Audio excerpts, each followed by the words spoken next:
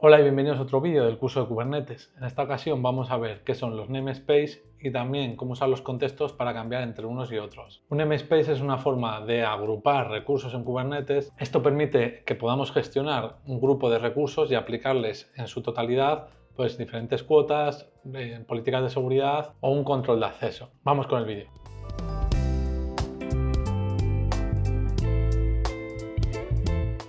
Bueno, lo primero, recordarte que tienes toda la documentación por escrito en mi página paspereza.dev y ya yendo al grano, es importante saber qué hace un namespace y qué no hace un namespace.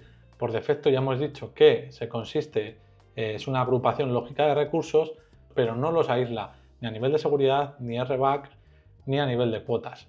Lo que sí que nos permite, imaginaros que tenemos 5, 10, 15 pods bajo el mismo namespace, utilizando el label del namespace, es decir, haciendo una query sobre todos los namespaces, le podemos decir, mira, aplícame a este namespace una cuota de que no puede gastar más de 10 GB de RAM. O solo los usuarios con el rol X pueden hacer ciertas acciones en los recursos de este namespace. Es decir, nos permite todo ese grupo de objetos que ya tenemos etiquetado aplicarle ciertas políticas a posteriori, pero por dicho, que normalmente se usan para aislar recursos entre sí y tener namespace por cada aplicaciones diferentes, pero bueno, me gusta siempre matizar que por defecto podemos hacer conexiones entre pods de diferentes namespaces, salvo que apliquemos network policies. Cualquier usuario podría entrar a tu namespace, salvo que hagas políticas de RBAC y especifiques a dónde puede entrar cada usuario. Y por último, un namespace gastará todos los recursos de los que disponga el clúster, salvo que apliquemos cuotas. Y esas tres cosas son las que hay que tener en cuenta: RBAC, seguridad y cuotas, principalmente para aplicarlo a un namespace. No os preocupéis que todo eso lo veremos en vídeos posteriores, pero hoy nos vamos a centrar en cómo crear namespace, agruparlos y crear objetos directamente en ellos. Bueno, lo primero que podemos hacer con la herramienta de kubectl, como siempre, es hacer un get namespaces, o también podríamos usar su versión abreviada, que es un get ns de namespaces. Aquí vemos que por defecto está el default, que recordemos que cada vez que hacemos un kubectl getPods sin especificar nada nos está buscando en este namespace, y también tenemos otros creados por defecto como el kubesystem, kubepublic y nodelist, los cuales principalmente pues tienen pods del propio clúster, que ya veis que vienen como apartados lógicamente para no verlos, ¿no? También podríamos listar pods de otro namespace usando kubectl-n o "-namespace" y especificar el namespace del que queremos listar los pods, por ejemplo, kubesystem. Aquí podríamos ver los pods también del sistema operativo. Ya vemos el CNI de Cilium, bueno, el sistema del propio clúster, ¿no? El core DNS, el etcd, el API, en fin, todos los recursos que hacen posible que Kubernetes funcione, ¿no? Por defecto solo tenemos el namespace default como usable, ¿no? El resto es mejor no tocarlos. Entonces también podríamos crear un namespace con el comando kubectl create ns o namespace. Yo voy a poner directamente ya ns y el nombre, y yo lo voy a llamar, por ejemplo, development. Entonces, si ahora hago un kubectl get ns, aquí tendría directamente mi namespace development con su edad, ¿vale?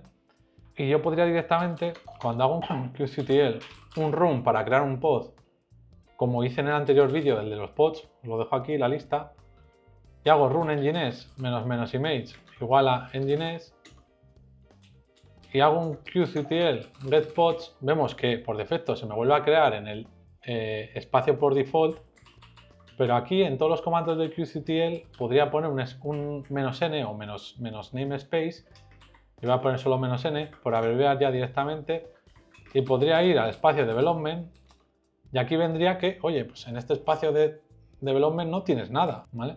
Entonces, algo que podemos hacer también no solo cuando obtenemos pods, cuando hacemos run o cuando aplicamos prácticamente cualquier comando, también podemos poner el parámetro "-n" para especificar concretamente en qué namespace queremos que se aplique este comando. Y aquí yo podría poner "-n development", y ahora ya sí hago un kubectl getPods, veo los tres de antes, y si hago un kubectl getPods "-n development getPods, tendríamos el namespace, el pod en el namespace de development y aquí el pod en el namespace default. Y ya vemos que aquí yo puedo usar el mismo nombre. ¿Os acordáis que en la sección de pods, que si tú creabas un pod con el mismo nombre, te intentaba hacer un update del mismo recurso, Pues aquí no, esta segregación lógica nos permite duplicar nombres y tener incluso duplicada o triplicada tu infraestructura como development, pre-production o production separadas, ¿no? Aunque lo normal es que tengas un clúster para producción y otro para desarrollo y pre, ¿no? También os preguntaréis, vale, he creado un namespace, ¿cómo podría borrarlo? Pues al igual que casi todo, que es apply, run o create o delete, ¿no? Pues también hace un delete, ns, delete, ya veis, delete el nombre del objeto que queréis borrar, ya sea un pod, un servicio, un namespace, y el nombre, pues yo voy a poner development, y tarda un poquito porque borrar ese namespace implica también borrar los pods que habían también en ellos. Si ahora hago get pods de development, ya vemos que no hay pods directamente en el namespace de development porque lo acabamos de borrar, y si hacemos un qctl get namespaces, vemos que directamente no está. Entonces tened en cuenta que cuando borráis un namespace, borráis los objetos asociados a él también, para lo bueno y para lo malo. Por seguridad, verificad que lo tenéis vacío o que es el namespace concreto que queréis borrar. Voy a volver a crearlo, el development, y también voy a hacer un qctl-n, y también voy a hacer un run de un contenedor de Nginx con la imagen de Nginx en este namespace de development, simplemente para ejemplificar, porque imaginaros que vosotros compartís el clúster y estáis trabajando para una aplicación concreta que está en un namespace, que suele ser lo normal, ¿no?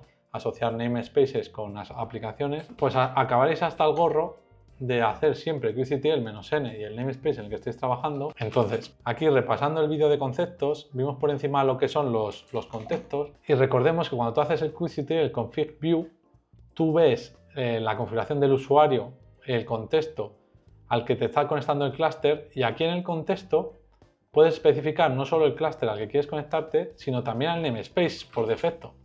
Si tú no pones nada, siempre va a tirar el default, pero también podríamos poner aquí un qctl config set context, usar el contexto actual, que es por defecto es Kubernetes admin el que hemos puesto, y también podemos poner el parámetro menos namespace igual a development, y ya vemos que el contexto ha sido modificado, y si hacemos un qctl get pods, por defecto me está sacando los pods del namespace de development, y si hacemos un qctl-m default get pods, aquí sí que vemos los 3 pods del default y el único pod que hay en development, pero por defecto no tenemos que estar poniendo siempre el "-n" para cambiar de contexto. Si quisiéramos volver a poner por defecto el default, podríamos venir aquí al config set context, el contexto que estamos usando, y poner el "-" namespace que quisiéramos. Y además, si hacéis ahora un qctl config view, ahora aquí ya podéis ver que en este fichero de configuración os ha añadido en el contexto no solo el clúster, sino también el namespace. Es decir, lo podríais editar desde la consola de qctl o modificando el fichero config directamente. Pero bueno, yo por dejarlo limpio, voy a coger este comando y me voy a dejar otra vez el default. Bueno, con esto ya habríamos introducido lo que son los namespace, lo veremos y a partir de aquí lo usaremos en todos los recursos que creemos a partir de ahora en el curso, o prácticamente en todos, ¿vale? Y si no especificas el namespace, irá al default por defecto. Pero bueno, volver a matizar que estos namespace no impiden que tú desde un pod del namespace de development te puedas conectar a un pod del default, pero sí que te permite aplicar sobre las etiquetas del namespace, es decir, sobre todos los objetos del namespace, al igual que hemos hecho un delete y hemos borrado todo lo que contenía ese namespace, pues también nos permite aplicar estas políticas de network policies, que lo veremos más adelante, el RBAC, para decir que tú como administrador puedes acceder a todos los namespace, pero tienes a X desarrolladores del proyecto Ninja, por decirle algo, pues que solo tengan acceso al namespace Ninja, ¿no? Y asociar usuarios por namespaces y hacer un RBAC, un control de usuarios firme.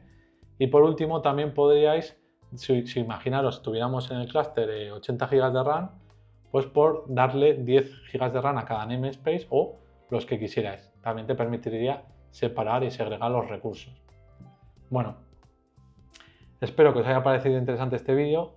No olvidéis darle un like y suscribiros para no perderos las actualizaciones semanales. Y dejadme en los comentarios si tienes alguna duda para mejorar la documentación. Y nada, nos vemos en el siguiente. Muchas gracias.